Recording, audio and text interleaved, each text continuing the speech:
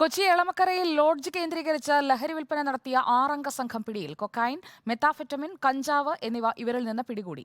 ലഹരി വിൽപ്പനയുടെ കണക്കുകൾ എഴുതിയ പുസ്തകവും കണ്ടെടുത്തു. 18-നും 22-നും ഇടയിൽ പ്രായമുള്ള 6 പേരെയാണ് എളമക്കര പോലീസ് പിടികൂടിയത്.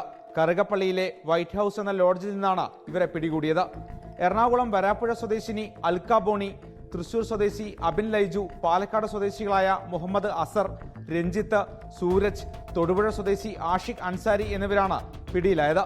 കഴിഞ്ഞ കുറേ ദിവസമായി ഇവർ ഈ ലോഡ്ജിൽ കഴിയുന്നുണ്ട്. ലഹരി ഉപയോഗവും വിൽപ്പനയും നടത്തുകയായിരുന്നു ഇവർ. രഹസ്യ വിവരത്തെ തുടർന്ന് എളമക്കര SIയുടെ നേതൃത്വത്തിലായിരുന്നു പരിശോധന. പോലീസ് എത്തുമ്പോൾ സംഘം ലഹരിയിലായിരുന്നു. കൊക്കൈൻ, മെത്താഫെറ്റമിൻ, കഞ്ചാവ് എന്നിവ റൂമിൽ നിന്ന് പിടികൂടി. ലഹരി വിൽപ്പനയുടെ കണക്കുകൾ എഴുതിവെച്ച പുസ്തകവും കണ്ടെത്തി. വാങ്ങിയ ആളുകൾ, വിൽപ്പന നടത്തിയ തീയതി, അളവ്, വാങ്ങിയ തുക തുടങ്ങി വിശദമായ കണക്കുകളാണ് പുസ്തകത്തിലുള്ളത്. സംഘത്തെ പോലീസ് വിശദമായി ചോദ്യം ചെയ്തു വരികയാണ്. റിപ്പോർട്ടർ, കൊച്ചി.